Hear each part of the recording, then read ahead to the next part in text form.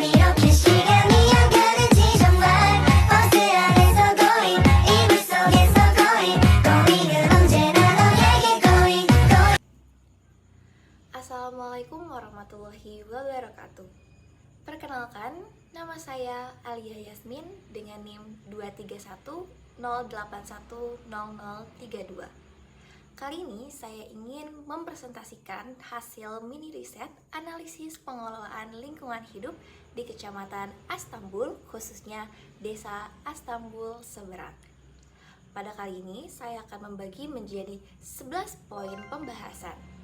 Yang pertama, yang kedua, yang ketiga, yang keempat, yang kelima, yang keenam, yang ketujuh, yang kedelapan, yang kesembilan, yang kesepuluh, dan yang terakhir, yang ke-11. Kalau begitu, langsung saja kita masuk ke video pembahasan poin pertama. Nah, sebelum kita masuk ke poin pertama pembahasan, alangkah lebih baiknya kita kenalan dulu sama daerah yang akan kita bahas kali ini, yaitu Kecamatan Astambul di Desa Astambul Seberang. Nah, Astambul sendiri merupakan wilayah di Kabupaten Banjar, termasuk Provinsi Kalimantan Selatan. Pada pembahasan pertama, yaitu pencemaran lingkungan dan pengelolaan limbah. Di Kecamatan Astambul, tepatnya di Desa Astambul Seberang, sangat memerlukan sungai sebagai kebutuhan terpenting mereka untuk memenuhi kebutuhan sehari-hari seperti mandi, mencuci, memasak, dan hal lainnya. Namun, kualitas air sungai juga sangat perlu diperhatikan, di mana banyak faktor yang dapat menurunkan kualitas air tersebut. Selain itu, masyarakat di Desa Astambul Seberang masih menggunakan rumah adat Banjar yang berpondasi tiang tinggi-tinggi untuk menghalau pasang surut air, di mana ketika produksi jengkol tersebut dilaksanakan, banyaknya masyarakat masih membuang limbah hasil tersebut langsung ke bawah rumah mereka. Di sana akan menimbulkan banyaknya pencemaran lingkungan ketika hal tersebut dilakukan terus-menerus atau berkelanjutan. Sehingga karena kurangnya fasilitas yang memadai di desa ini, maka akan terjadi terus peningkatan untuk pencemaran lingkungan berupa pencemaran air yang disebabkan oleh limbah produksi jengkol ini. Kemudian masalah ini adalah masalah yang tidak akan bisa teratasi ketika kita tidak mengolah limbah tersebut terlebih dahulu. Lanjut, kebiasaan masyarakat setempat ini yaitu pembakaran sampah untuk mengurangi sampah akan mengakibatkan berbagai macam pencemaran. Salah satunya adalah pencemaran udara, di mana akan berakibat penurunan kualitas udara, yaitu saat beberapa unsur zat-zat berbahaya masuk ke dalam atmosfer bumi ataupun masuk ke dalam udara, di mana hal tersebut sangat mengganggu kesehatan manusia, yaitu pada sistem pernapasan karena adanya karbon monoksida dan juga polutan yang ada. Tidak hanya pencemaran udara yang akan berdampak, akan ada dampak yang terjadi, yaitu pencemaran tanah, di mana ketika hujan turun telah tiba, maka asap-asap dari pembakaran tersebut maupun bekas pembakaran abu-abu tersebut akan larut ke dalam air dan meresap, sehingga akan terakumulasi ke dalam tanah dan dapat menyebabkan pencemaran tanah, di mana akan mengurangi dari lahan pertanian dan juga perkebunan di desa tersebut. Lanjut, kita akan membahas ke berbagai potensi yang akan terjadi di desa ini. Menurut saya sendiri, potensi yang akan terjadi di Desa Astambul ini adalah potensi bencana banjir yang akan disebabkan dari peningkatannya penduduk ataupun pembangunan. Kita lihat dari berbagai pencemaran yang telah kita bahas, dari pencemaran udara, pencemaran air, pencemaran tanah, dan pencemaran sampah, hal tersebut masih minim dari kurangnya perhatian oleh masyarakat setempat. Mereka masih acuh tak acuh akan hal tersebut.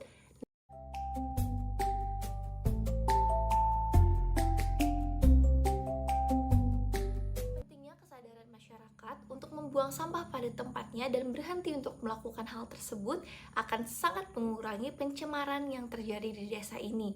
Tentunya dengan peran pemerintah akan juga sangat membantu untuk mengurangi mengurangi hal tersebut. Tidak hanya itu, hal ini akan berdampak untuk kesehatan dan juga kesejahteraan bagi masyarakat di desa Astambul Seberang sendiri.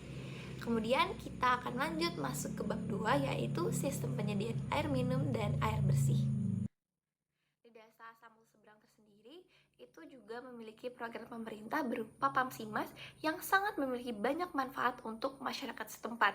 Contohnya adalah meningkatkan kesehatan masyarakat karena dari tersebut masyarakat bisa mengakses air minum ataupun air bersih itu dengan mudah untuk kebutuhan mencuci, kebutuhan memasak, kebutuhan mandi, dan kebutuhan pribadi lainnya.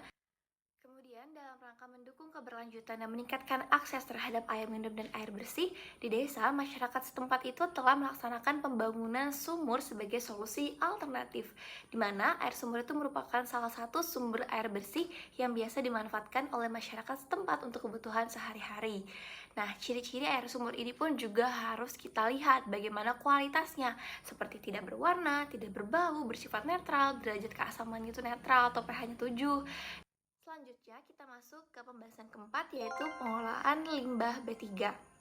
Suatu limbah digolongkan sebagai limbah B3 apabila mengandung bahan-bahan berbahaya atau beracun yang sifat dan konsentrasinya baik langsung maupun tidak langsung itu dapat merusak atau mencemarkan lingkungan hidup atau membahayakan kesehatan manusia.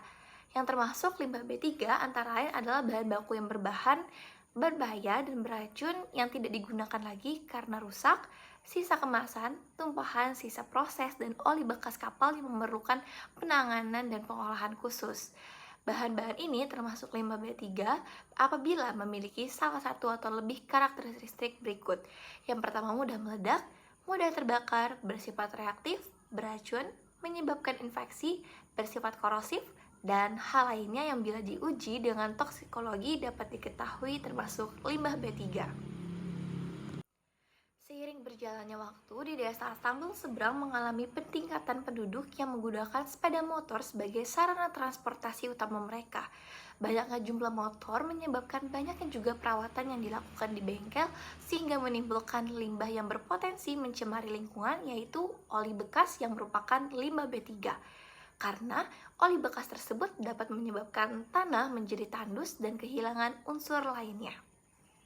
Untungnya, proses pengolahan limbah B3 berupa oli bekas untuk masyarakat setempat ini cukup praktis. Dikarenakan volume yang didapat tidak berjumlah terlalu besar, masyarakat setempat pun akhirnya mengumpulkan oli bekas tersebut ke dalam sebuah wadah yang tertutup dan tidak gampang bocor. Kemudian akan disimpan ke dalam tempat yang aman dan menunggu pihak jasa dari luar untuk melakukan daur ulang sesuai dengan peraturan yang telah ditetapkan. Kita masuk ke pembahasan yang kelima, yaitu kesehatan lingkungan. Di desa Astambul Seberang, sungai itu merupakan peran penting untuk sumber air yang memiliki fungsi dalam pemenuhan kebutuhan masyarakat setempat.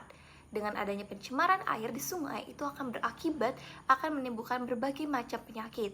Penyakit yang paling sering dialami oleh masyarakat di desa ini adalah penyakit kulit berupa gatal-gatal sampai berwarna kemerahan.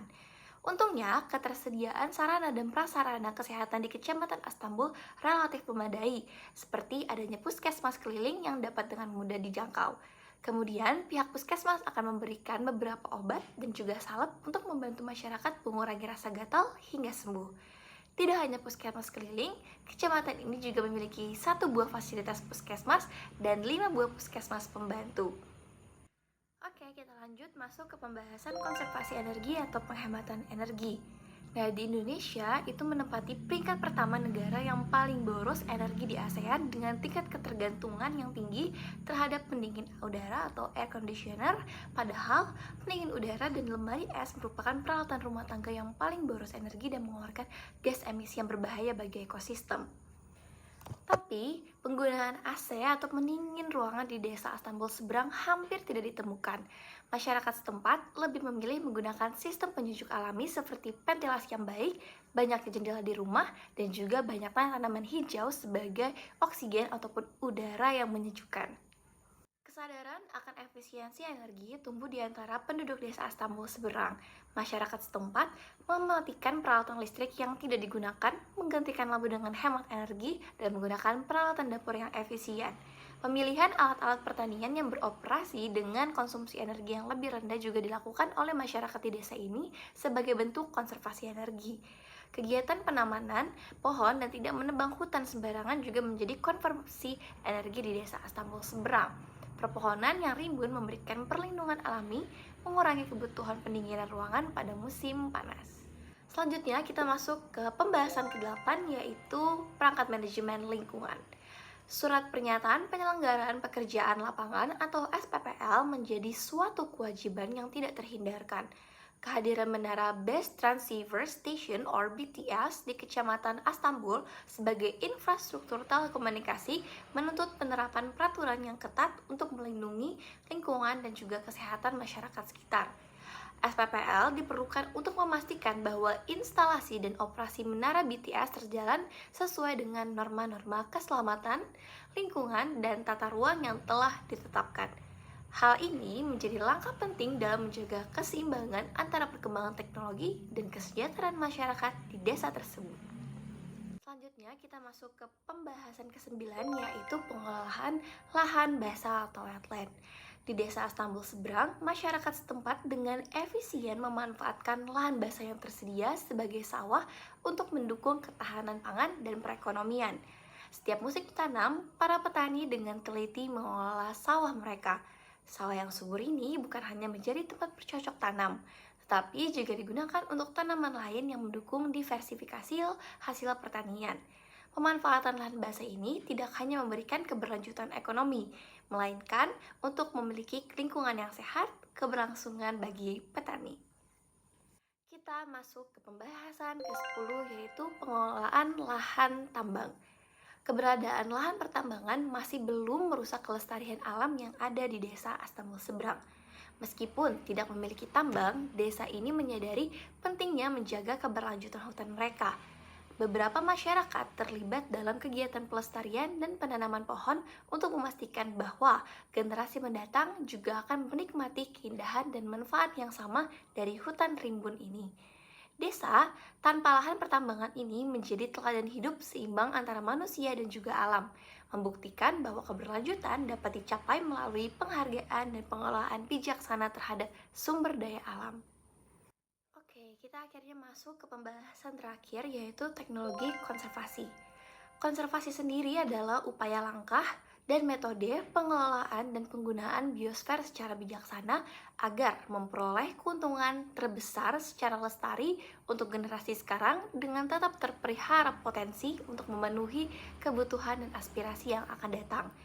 Konservasi lingkungan merupakan upaya yang dilakukan dalam rangka mengelola lingkungan dan sumber daya yang ada di dalamnya agar dalam pemanfaatannya dilakukan secara bijaksana sehingga keberadaannya tetap lestari. Di desa Astambul Seberang, masyarakat setempat mulai mengadopsi inovasi ramah lingkungan dengan memperkenalkan pengembangan biokar. Masyarakat desa ini menyadari potensi besar dari biokar sebagai amandemen tanah. Mereka mengumpulkan limbah pertanian dan limbah tempurung kelapa dari produksi jengkol untuk diproses menjadi biokar. Masyarakat setempat mulai mencampurkan biokar ke dalam tanah mereka, menciptakan lingkungan pertanian yang lebih produktif dan berkelanjutan. Hasil pertanian yang diperoleh menjadi lebih baik dengan tanaman yang lebih kuat dan tanah yang lebih subur, mengurangi ketergantungan pada pupuk kimia yang dapat merugikan lingkungan. Inisiatif pengembangan biokar juga memberikan peluang ekonomi baru bagi masyarakat desa. Mereka memanfaatkan keterampilan lokal untuk memproduksi biokar dan mengelolanya secara lokal. Hal ini tidak dapat hanya menciptakan lapangan kerja baru, tapi juga meningkatkan keberlanjutan ekonomi desa secara keseluruhan. Nah, berdasarkan dari mini riset yang telah saya buat, pencemaran itu merupakan ancaman serius terhadap lingkungan dan kesehatan manusia. Data dan informasi yang dikumpulkan menunjukkan bahwa aktivitas produksi, limbah, dan polusi udara merupakan faktor utama penyebab pencemaran. Nah, itulah hasil kesimpulan dari mini riset yang telah saya lakukan di desa Astambul Seberang. Semoga apa yang saya sampaikan dapat bermanfaat dan juga dapat mudah dipahami. Sekian dari saya, mohon maaf apabila ada kesalahan kata dan perbuatan yang tidak mengenakan.